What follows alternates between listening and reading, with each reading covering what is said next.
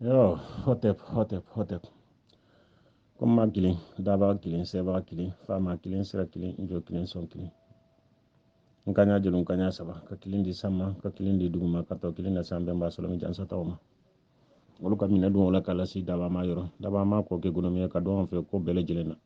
Débat face à face à réaliser numéro 1. Ka bele jelen fo. Nana ni video nye. Ni kam a tɔgɔ don tuguni kan ba ma yɛlɛmala mɔgɔ min bɛ yen nɔ komi a bɛ faransɛ de la kɔ n'a sɔrɔla o marigi bɛ se ka nin ba yɛlɛmɛ ka kɛ an ka kan ye quoi pour an bɛ faamuyali sɔrɔ a la kosɛbɛ quoi hakili la a bɛ ka kuranɛ modéré ni kɔ de fɔ quoi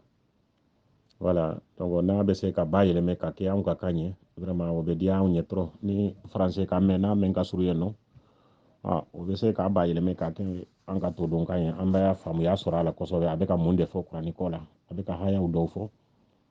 voilà an mako b'a la kosɛbɛ kosɛbɛ aw bɛɛ lajɛlen fɔlen don hotep débat face à face religieux mɔgɔw an b'aw bɛɛ lajɛlen fɔ kɔma kelen dɛnbaga kelen faama kelen hijo kelen sira kelen sɔn kelen kaya joli kaya saba ka kelen di sama ka kelen di duguma ka kelen di an bɛnba sɔrɔ min jɛsɛtɔ ma olu ka minɛ dɔw la kɔlɔsi o siyɔrɔ la ɲanfɛn jugu ɲanfɛn ɲuman denbɛ y'a fana dɔ fa bɛ fana y'a fana dɔ siga tɛ min na an bɛ an bɛnba mɔlɔmaw nɔ la an bɛnba siniyɛlaw an bɛnba mun ko ka ɲuman kɛ ka ɲuman fɔ ka juguman to an bɛnba mun ko mɔgɔ ye dafa ɲɔgɔn ye an bɛnba mun ko i bɛ wa mɔgɔ wɛrɛ bɛ anw bɛnba mun ye sunkun tirini ka damaga kɔnkun ɲɔgɔn sunkun kɔnɔ anw bɛɛ o bɛnbaw nɔ la débat face à face religieux karamɔgɔ an b'aw bɛɛ lajɛlen fɔ kɛrɛnkɛrɛnnenya karamɔgɔw bɛ kɛnɛ kɔnɔ Jata Malika i folen dɔ Bitɔn Kulubali i folen dɔ Nkidu i folen dɔ karamɔgɔ Bɔkari Jakite i folen dɔ Nampuna Kulubali aw bɛɛ lajɛlen folen dɔ ɲɛ b'aw la kɛnɛ kɔnɔ yan nɔ Bintɔn Kulubali fana Manden Ginɛ i folen dɔ karamɔgɔ Bɔkari Jakite an b'i fɔ kosɛbɛ e kun ye jajulu mɛnta i ta dɔ lajigi ko an k'a dalaminɛ an kun y'a lamɛn koyi siga foyi t'a ma bolokɔrɔla feerekew kun bɛ yen dɔɔni nka sisan an bɛ se ka dakuruɲa fila fɔ a daminɛli kan ala karamɔgɔ Abubakari n b'i fɔ fɔlɔ karamɔgɔkɛ ka kumada yɛrɛ ye mun de ye fɔlɔ kumada yɛrɛ ye mun de ye a ko ka silamɛya réformer silamɛya diinɛ ni o de ye ka yɛlɛma don a la ka yɛlɛma don silamɛya diinɛ la ka yɛlɛma don silamɛya diinɛ la o de ye kumada yɛrɛ ye silamɛya diinɛ bɛ cogoya min na bi ko yɛlɛma kan ka don a la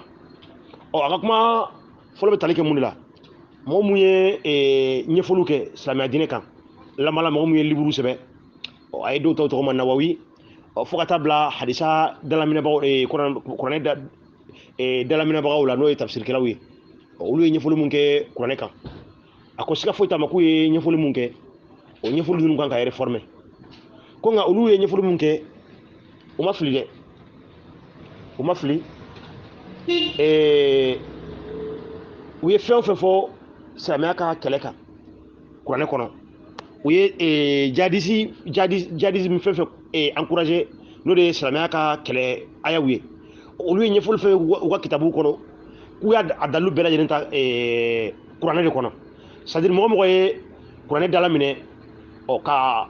c'est à dire l'islam non tolérant mɔgɔ mun bɛ ka silamɛya diinɛ kɛ jihadi ye bi mɔgɔ mɔgɔ ye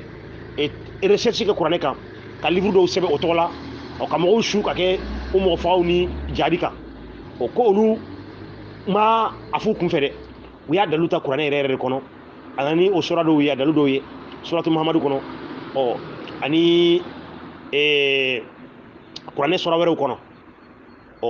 ko olu ma nin kuma ninnu fɔ ten dɔrɔn de u y'a dalilu ta kuranɛ de kɔnɔ donc ko n'a ma ɲɛ olu ye nin kuma ninnu dalilu ta donc ko n'a ma ɲɛ o tafsir sɛbɛnbaga ninnu walima o kitabu sɛbɛnbaga ninnu mun ye jihadisme encouragé n'a ma ɲɛ olu y'a dalilu ta kuranɛ de kɔnɔ donc ko ale min bɛ ka kuma ko ale bɛ silamɛya dɔn ko fo ka taa fɔ k'ale b'a dɔn k'ale bɛ kuranɛ dɔn ko fo ka taa fɔ k'ale bɛ kuranɛ dɔn k'ale bɛ mɔgɔ bɛ bila défi la mɔgɔ mɔgɔ min bɛ fɛ ka na débat kɛ ni ale ye ko ale labɛnnen don ka silamɛya débat kɛ ale labɛnnen don ka débat kɛ kuranɛ kan k'ale bɛ kuranɛ dɔn kojugu ko ale bɛ min yira bi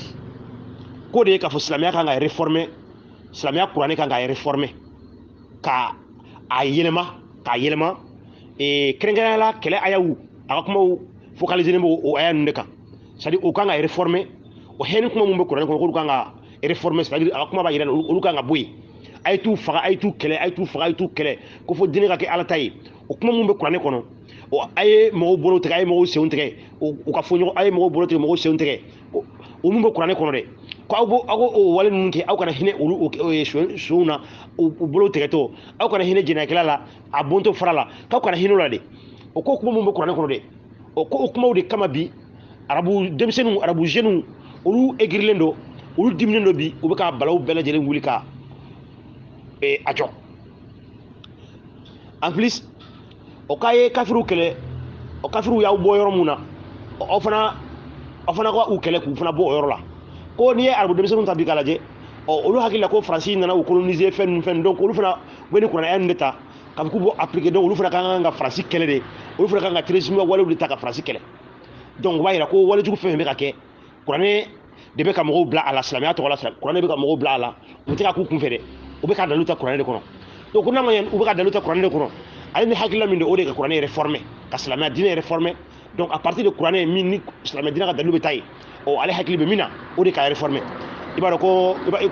réforme tɛ dɔwɛrɛ ye yɔrɔ mɔgɔw ka constitution i ka jamana sigi sariyaw yɔrɔ Mali bɔra k'a ka constitution réformer sisan donc silamɛya fana ka constitution o de ye kuranɛ ye donc temps dɔ sera ale ka yecogo la kuranɛ a y'a c'est à dire kuranɛ fana ka réformer aya mun bɛ mɔgɔw su ka taa ɲɔgɔn faga kan aya mun bɛ mɔgɔw su ka taa farafarali kan ale bolo olu kan ka bɔ a kɔnɔ ka silamɛya réformer k'a bila mɔgɔya minɛn kɔnɔ ale alimami de ko ale bɛ fɛ ka kuma tan a ko k'ale alimami de ale bɛ quiconque a bɛ mɔgɔ bɛ bila défi la mɔgɔ labɛnnen don ka daba kɛ ni ale ye ka silamɛya diinɛ kuranɛ kan k'ale bɛ kuranɛ don kojugu k'a yirala k'a fɔ ko tiɲɛ yɛrɛ la silamɛya diinɛ a kan ka réformer a bɛ minɛn min kɔnɔ tan a kan ka bɔ nin minɛn in kɔnɔ donc a yirala dɔrɔn karamɔgɔ Abubakar Jakite nin tɛ an farafinw ka kuma ye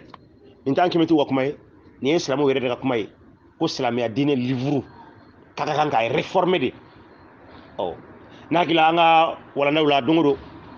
an bɛ nin walanda ninnu de kɛ don o don an bɛ nin ɲɛfɔliw de kɛ hali a ma mɛn a tɛ tɛmɛ tile 3 kan an ye ɲɛfɔli kalan kɛ nin kan an ye ɲɛfɔli kalan kɛ nin kan ko mɔgɔ mun bɛ k'a fɔ ko ka silamɛya ko safɛ ko silamɛya la ko jagoya t'a la ko kɛlɛ t'a la ko silamɛya ko karabali t'a la ko mɔgɔ mun bɛ k'a fɔ k'olu tɛ silamɛw yɛrɛ ayi ko Amadu Kufa Yadagali olu de ye silamɛw yɛrɛ parce que kuranɛ y'a fɔ cogoya min na olu de bɛ ka kɛ o cogo la ko donc ko mɔgɔ bɛ k'a fɔ ko silamɛya la ko jagoya t'a la ko silamɛya y'an ka ɲɔgɔn nɛgɛ de ye ko olu bɛ ka boli ka bɔ u ka responsabilité de kɔrɔ an jiginna ni a aya caman ye o don ka kalan an ka kuru dɔ kan a tɛ tɛmɛ hali tile 3 kan n bɛna tila ka jigin ni min ka ɲɛ yan sisan o ni mɔgɔw y'a lamɛn an ye kɛlɛ ayaw an y'olu de kalan a la donc i bɛna ye ko alimamikɛ in fana a ka kuma bolila o de kan karamɔgɔkɛ in ye arabu de ye wa alimami de don nin tɛ an farafinw ye nin tɛ kɛmɛtiw mankan ye nin ye arabuw yɛrɛ de mankan ye ko in yɛrɛ tigiw mun yɛrɛ ye ko in dilan mun yɛrɛ ye diinɛ in dilan olu de mankan filɛ nin ye donc an kɛmɛtiw an b'aw fɔ tuguni ko aw ka tiɲɛ dɔ segira aw ma wala aw ka tiɲɛ dɔw segira aw ma kɛmɛti karamɔgɔw sira foyi t'a ma aw ka tiɲɛ dɔw segira aw ma bawo a bɛ tan de anw kɛmɛtiw an bɛ to ka kuma dɔ fɔ kuma bɛɛ ko ni ma ɲɛ bɛ kuma mɔgɔ ka fɛn kan ko fɛntigi yɛrɛ ye fɛn min fɔ a ka fɛn ma a kan k'i ka kuma ka da yen i kana sɔn fiyewu k'i da sogo fɔ mɔgɔw ka fɛn ma ayi fɛntigi a ye min fɔ a ka fɛn kan kuma ka da yen kana foyi fɔ a ma ale yɛrɛ ma min fɔ a ka fɛn ma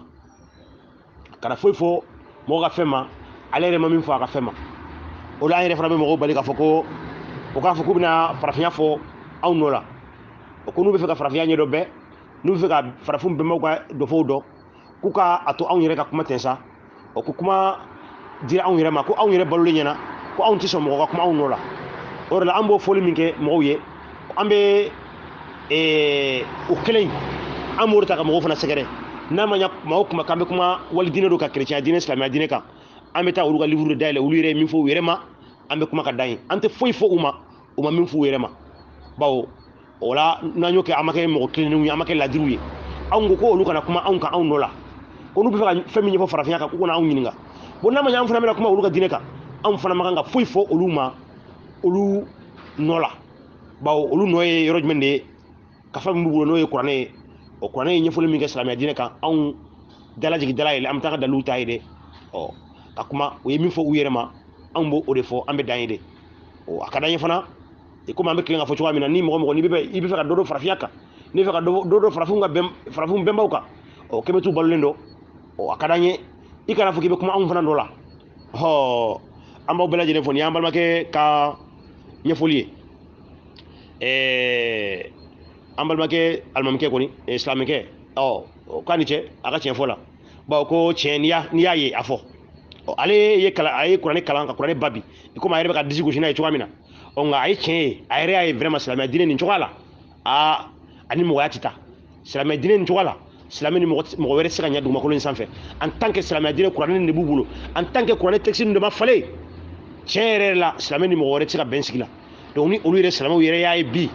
o ko islamia texte de kanga fale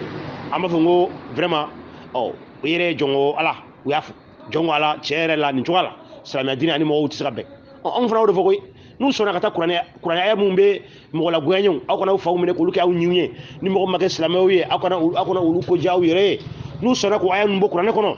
ka moya dlan kuma seba kono e anu ulu ambe ben sigla parce que an gode ko ibe mo worebe an ma foko mo shi kado an tala jago yala an ma foko ambe mbaw ka sira ko de tien ko mo were manga ke ko fana ambe mawta ta ammo fo mo she ni wolu fana ya yebi ko vraiment ko ga dinay o ko mo toro ko mo mbakono mo fa ko mo mbakono mo la gwe ko mo mbakono ko ko le bakono o ambe u fo la o ku ye tien we tien mine wala o amba fo o anyini wala nay ke asase metle sabaka anga kurdo kan o anye kuran ayawde kala kuran ayamu mba yira ka fo ko islamia dine tolérance akono islamia dine de l'état la jaguade do o amal make islamike almamke magi la France gero klene ka sisa to lo ayenda magara qur'an ya do wer la dasere uluma donc amba bela jinen fo o ni angu kambe qur'an ka jako qur'an ka kele ka ayaw befo sika fo itama antna sika bef antna sika abela jigi qur'an kono kakala o wala na de ambe aya do sélection do ko kala do islamia la musala tala de ni salama bo fe ni mo ko ben wa qur'an indayele ayamun ko ayu faga ayamun ko ko na fawmine akona balo mine ko luki aw nyiye ko aya numba kono o utaru do femu fana uti femu fana nyedon ko dabulu fana la utaru do mo ko do femu fana la kata kuma mo ko placer ka mo were toy ko woron fana ba ko ko na nyino ko lu ba kono de parce que utara jifu la gosi utaru kata uda sa fo jifu ma katu da sa fo chrétien ma katu da sa fo farauna ma kasto farauna bono bollendo donc ko woron fana ba ko na nyino ko woron fana ba kono ko woron be ba kono anu utara femu nyefo chwadu la kasto to chwala scientifiquement utara kuma mo fana nyefo kasto lu to chwala ko biso ko lu fana be ba kono o nga krengrena la mu yere ko ne ko ayta mo faga nu sera ko ba ko fo hal nu ma sera be ko fe ayta mo faga jago ya dini ka ala tali ko yoron ba ko fo no gara to o biso ko lu ba ko doron ni an yere fo de ko ja ko na soro kun ko dinay ko sika fo ita mo ko qur'an ni fende ko arabu de sigira ka franyo hongan ka sebe ka be ko tumama ka be ko je to ma wati dura o ka be je wati do ma arabu de kun sigira ka qur'an ni sebe an tu so so ko wala an ma fo ko donde do o nga me ko min ko abora dama de fe o anu bla nyoro doron la nonte du ko ko chakro ru siga ni sebe an ba fa ko bachite ko mi tuma be yelma tuma ko no mo ga dum te kene wa ngum beso mais utara fo mi ko abora dama de dare o de ko fi ma roy am ba bla jelen fo ko hotep kama ma sa il faut le no ma sa wodo ko kuma teo wala kuma te anyere fo de be kuma ja wa be nu be ka min fo o de islamia rere to ta ko be fa islamia manen ka ke ka régler voilà ka qur'an a régler ka bla mo ga minen ngono ko fu ka manen ka ke de islamia ta sa to wa be o de ko ko mo fa de ja goya wa islamia o de ko islamia kira re kele mo an shigi de ke hakilla anda de la ka sama teme kele mo an shigi a nyama ya ko na kele minke voilà kele mo an shigi o ama shigi ka ta aga sojula a bekera kele de a bekera mo faga de mo ko dugu cidi mo ko nyame o mineli mo ko mo muso keli freto ye mo de keli yatimewe a kele bela jinen kera o de a bekera ni o de ni mo de tali jo mo ko mawla ko islam adine ye bendine de o no ko ntar ye qur'an min kala ntar na so ci ye qur'an min kala